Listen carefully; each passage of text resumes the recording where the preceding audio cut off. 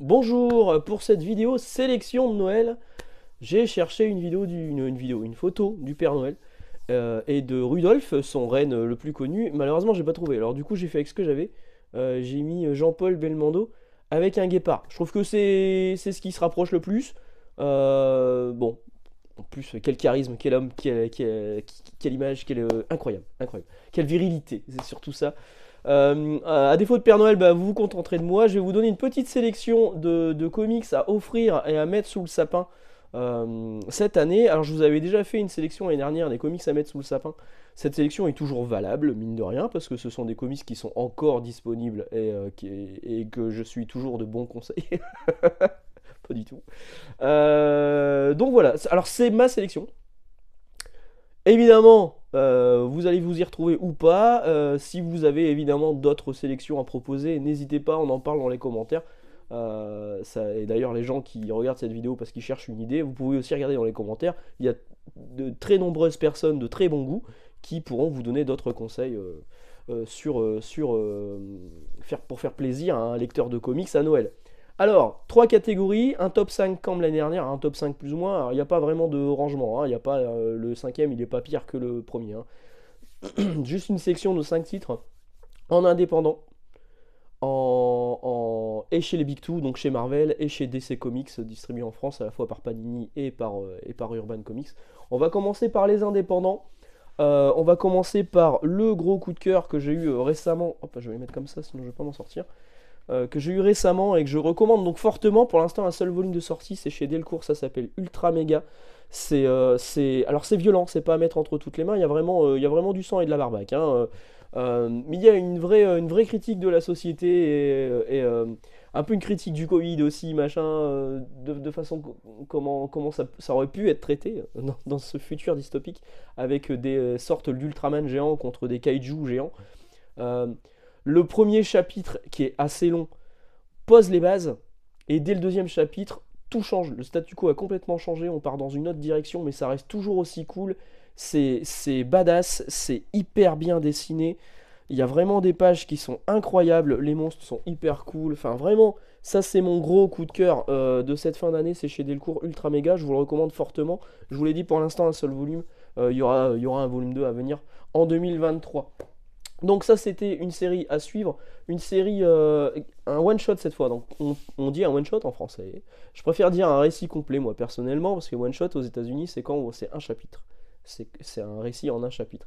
Bon là c'est en un chapitre, mais en fait il y a 6 chapitres à l'intérieur, je crois que c'est 6 ou 5, je sais plus. Bref, c'est un récit complet, c'est Everything. C'est l'histoire d'un grand centre commercial, je vais y arriver, un mall à l'américaine qui s'installe dans une ville et dont le but est de vous rendre heureux. Mais même si vous ne voulez pas être heureux, il va vous forcer à être heureux. Il y a vraiment une machination qui se passe derrière. Au niveau de la traduction, il y a des trucs qui ont été hyper bien faits avec un langage binaire qui est vraiment écrit en binaire que vous pouvez traduire en cherchant un petit peu sur internet. C'est hyper bien, bien fait vraiment. Euh, Hop là, c'est alors pas spécialement une grosse claque graphique, mais c'est efficace. L'histoire elle est très prenante. C'est en un seul volume. Everything, c'est paru chez 404 Comics. C'est ma seconde recommandation en indépendant pour ces fêtes de fin d'année. Ensuite, on va passer à un titre chez iComics. Je ne suis pas un gros lecteur des Tortues Ninja, mais celui-ci m'a emporté. Pas besoin d'avoir de prérequis pour bien apprécier Volastronine donc sur l'histoire des Tortues Ninja. Pas besoin d'avoir prérequis. Si vous connaissez les tortues par rapport aux films, j'aime beaucoup les films. Alors, pas les films récents. Les anciens films où les personnages c'était du carton-pâte. Ça, c'était trop bien. Si vous connaissez les films, si vous connaissez le dessin animé, si vous connaissez les jeux vidéo, vous avez déjà les bases. Donc vous pouvez très bien apprécier les récits comme ça. C'est en un seul volume. A priori, il y a une suite qui est plus ou moins annoncée aux États-Unis, mais qui se passera un petit peu avant ce qui se passe là-dedans. Donc bon, pas vraiment de problème là-dessus. C'est sorti chez iComics. Astronine, si vous avez un fan de comics autour de vous qui aime un petit peu les Tortues Ninja, alors s'il aime beaucoup les Tortues Ninja, là, il n'y a même pas d'hésitation, faut lui prendre ça. S'il aime un petit peu les Tortues Ninja et qui veut découvrir un comics des Tortues Ninja sans partir sur une série qui soit très longue, allez-y là-dessus, hein, récit complet.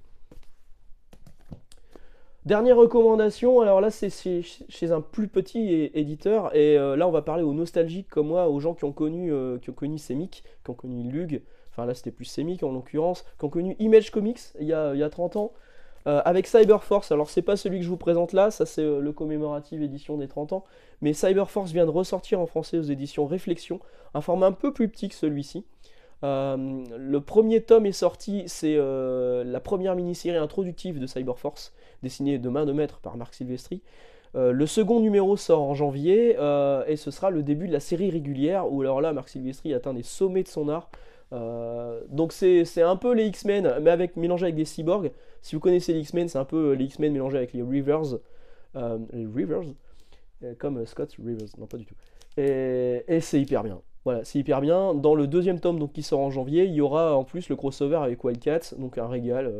Franchement, si vous aimez les comics badass et les comics qui fleurent, bon j'ai un peu perdu l'odorat, mais qui fleurent les années 90, c'est clairement ça, vers ça où il faut aller. Et si vous avez un ami qui est fan de comics et qui n'a pas lu de comics depuis longtemps, mais qui avait lu les comics un petit peu déjà dans les années 90, vous allez lui offrir ça. Carton plein, hein. Ouais, vous serez son meilleur ami à Noël, c'est sûr. Donc ça c'était pour les indépendants. Ultra Mega, Everything, Lastronid, Cyberforce, il y en a un peu dans tous les genres et pour tous les goûts. On va passer à Marvel, on va passer au Big Two. Donc Marvel est distribué en France par Panini Comics, hein. Ça vaut ce que ça vaut. Au niveau des traductions, au niveau des tarifs, on sait comment ils sont. Mais il y a quand même des super titres qui sont sortis cette année, alors aussi bien en français qu'en VO. Moi, vous allez voir que c'est quasiment que de la VO. Mais ça existe en VF. Aucun souci, vous ne serez pas perdu. On va d'abord parler, encore une fois, nostalgique, un peu comme pour Cyberforce, mais là sur une série qui est plus récente, mais qui titille la fibre nostalgique, à savoir Silver Surfer Rebirth. Donc là, c'est les versions originales. Hop là, les versions originales, c'était une mini-série en 5 numéros qui ont été réunis en un seul album, un récit complet en un seul album, scénarisé par Ron Mars et dessiné par Ron Lim, et qui prend ses origines dans les histoires du Silver Surfer, du surfeur d'argent, qu'on a connu dans Nova pendant les années Lug et Semic. Donc vraiment, si c'est quelqu'un qui lisait des comics il y a longtemps, qui a connu ces années-là, et qui voudrait quelque chose d'un peu plus moderne, mais qui va lui rappeler justement ces bonnes lectures de l'époque, Silver Surfer Rebirth, qui s'appelle Renaissance en français, c'est un récit complet qui est pour moi incontournable. Vraiment, j'ai beaucoup aimé. Maintenant, quelqu'un qui n'a pas connu cette époque-là, effectivement, pourrait passer à côté. Donc dans ce cas-là, partez plus sur un des 4 autres titres que je vais vous proposer maintenant. À commencer par The Sensational She-Hulk, la sensationnelle She-Hulk, hein. Il y a la série télé qui est passée sur Disney+. Il y a cet omnibus qui est disponible en français, c'est pas la même couverture, hein. En français, ça c'est la version originale, qui est quand même vendue un peu cher, hein. C'est dans les 80 € je crois. Et en plus de ça, la version française se prive d'une quarantaine de pages introductives sur le récit, j'en avais parlé dans une vidéo, sur le récit Sensationnel She-Hulk qui était un peu introductif de la série régulière. En français, vous n'avez que la série régulière. Mais c'est beau, ça pète le 4e mur, c'est vintage, encore une fois. Mais c'est tellement bien, c'est drôle en plus. Il y a vraiment des super bonnes idées. John Byrne, c'est un artiste de génie. Vraiment, She-Hulk, un beau cadeau à Noël, She-Hulk. Et si vous n'avez pas aimé la série télé, prenez l'omnibus de She-Hulk, vous allez voir, c'est pas pareil. Si vous avez aimé la série télé, prenez l'omnibus de She-Hulk, vous allez voir, c'est un peu pareil. Voilà, l'omnibus de She-Hulk, très très bien. Autre omnibus, donc pareil, vous allez claquer 80 balles. Je vous rassure, j'ai un titre beaucoup moins cher après. 80 balles. Cet omnibus sort cette semaine, au moment où j'enregistre cette vidéo, il sort le 6 décembre. C'est Fantastic Four par Mark Waid et Mike Wieringo, le regretté Mike Wieringo. Donc moi j'ai les trade paperback américains. Tout sera réuni dans un seul gros omnibus en VO. Voilà, ça c'est la variante cover disponible sur le site de Panini. Et ça c'est la cover régulière. Je crois que c'est celle-là la régulière. Il me semble. Le numéro 3 et le numéro 4, hop, sur les trade paperback américains. Tout réuni en un seul omnibus en France pour 80 balles. Ça sort donc le 6 décembre. Si vous voulez découvrir les 4 Fantastiques avant l'arrivée du film, qui de toute façon va débarquer dans la phase 4 ou 5 du MCU, c'est sûr. On a vu déjà une petite apparition de Reed Richards, maintenant on dit Reed Richards, dans le dernier Doctor Strange. C'est hyper bien. Pas besoin d'avoir énormément de prérequis sur les 4 Fantastiques. C'est vraiment hyper bien dessiné, en plus par Mike Wieringo, alors qui est décédé depuis malheureusement. C'est inventif, Il y a le Docteur Doom qui a rarement été aussi badass, donc le Docteur Fatalis. Il y a des nouveaux ennemis aussi qui sont là. Et vraiment, c'est pour moi l'une des meilleures lectures que j'ai pu avoir sur les 4 fantastiques avec le run de Byrne il y a quelques années. Voilà, donc ça en un seul omnibus à 80 euros. Vous allez me dire oui, ça fait cher. Mais alors attention, celui-ci c'est un gros indispensable. Il vient de ressortir dans une collection à 6,99 €. Donc là, vous pouvez y aller, hein. Cette collection en plus, il y a de plutôt bons titres. Mais alors l'indispensable c'est vraiment l'Arme X. Moi celui-ci c'est mon top BD d'époque paru chez Semic. Mon livre de chevet. Les origines de Wolverine, comment il s'est retrouvé avec un squelette d'adamantium, et comment il a plus ou moins perdu la mémoire, ses souvenirs ont été réécrits, etc. Enfin bref, l'Arme X en plus est dessiné et scénarisé par Barry Windsor Smith, et je vous laisse admirer. Enfin, le souci du détail, enfin, c'est incroyable. C'est incroyable. Et vraiment, vous ne connaissez pas Wolverine, lancez-vous dans l'Arme X, ça va vous donner envie d'en découvrir plus. Et en plus, le récit, il est à 6,99 € en ce moment. Franchement, ne passez pas à côté, ça, c'est un cadeau idéal pour Noël. Passons à DC Comics, distribué en France par Urban Comics. Alors là, je vais vous parler de titres que j'ai pas forcément en main. Certains oui, d'autres non, parce que soit je les ai prêtés, soit je les ai pas achetés, parce que je les avais dans d'autres collections. Je vais parler d'abord, alors, je vais faire une petite dérogation, je vais pas vous parler d'un titre en particulier, mais d'une collection, à savoir la collection Urban Nomade, qui propose des titres qui sont plutôt cultes, et franchement de bonne lecture, entre 5,90 et 9,90 €. C'est vraiment bon plan pour les petites bourses, j'ai vu ce film. Et il y a de tout dedans. Il y a Flashpoint que je vous ai recommandé l'année dernière sur la vidéo de Noël. Il y a Flashpoint, il y a Batman la Cour des hiboux en 2 tomes, il y a Fable, il y a Transmétropolitan, il y a la seconde vague qui arrive là en janvier avec Y le dernier homme, ne passez pas à côté. Et d'autres titres encore à venir qui sont plutôt cool. Vraiment c'est une collection qui vaut le coup. Vous pouvez prendre n'importe quel titre, à mon avis vous n'allez pas vous tromper, votre libraire sera là pour vous aiguiller par rapport au choix que vous pourriez faire pour une personne à qui vous voulez offrir ça. Mais voilà, c'est une collection à petit prix qui est plutôt de qualité. Alors c'est des formats un peu plus petits. Et c'est le bon plan de cette année chez Urban Comics.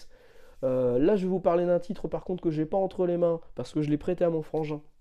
Mais qui est hyper cool, qui est dans l'univers de Batman. Alors malheureusement chez Urban Comics c'est beaucoup, chez DC Comics, c'est beaucoup Batman qui est mis en avant. Là c'est l'univers de Batman, mais sans être Batman en tant que tel, c'est Nightwing par Tom Taylor et Bruno Redondo. C'est Banger Masterclass, comme disent les jeunes fans de manga.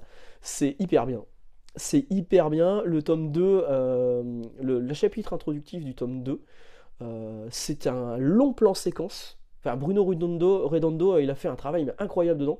Il n'y a pas de case en fait. Tout se suit.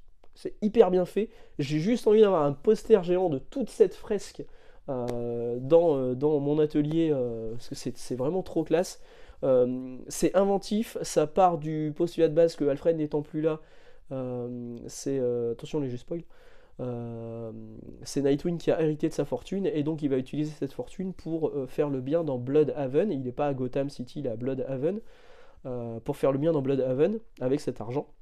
Il va être confronté forcément aux magouilles, aux super vilains. Et c'est hyper bien raconté, c'est beaucoup plus humain que ce qu'on peut lire habituellement dans le comics de super-héros. Tom Taylor, franchement, là il nous livre clairement une masterclass. C'est hyper bien. C'est hyper bien et en plus de ça, c'est hyper bien dessiné. Donc ça c'est Nightwing.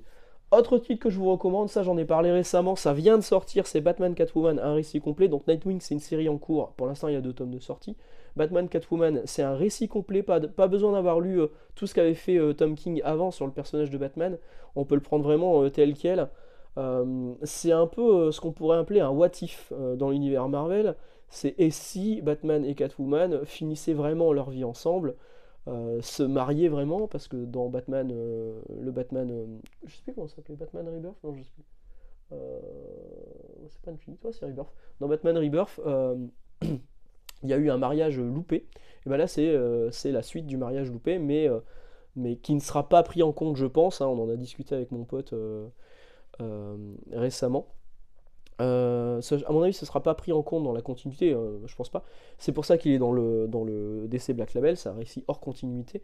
Mais c'est hyper touchant, c'est hyper bien raconté, c'est trois temporalités qui se croisent, donc parfois c'est un peu déroutant au début. mais c'est un récit complet qui est à 35 balles. Ça, c'est un beau cadeau de Noël, quoi. Batman Catwoman, qui peut s'adresser aussi bien à un public masculin que féminin. De toute façon, les comics, c'est pas que pour les garçons, mais là, clairement, il y a une sensibilité par rapport au fait que ce soit principalement Catwoman qui est là en tant que protagoniste et l'enfant hypothétique de Batman et Catwoman. C'est vraiment. Moi, j'ai été transporté par le truc. Maintenant, je sais qu'il y a beaucoup de monde qui n'ont pas aimé. Voilà. Tom King, de toute façon, c'est on aime ou on n'aime pas.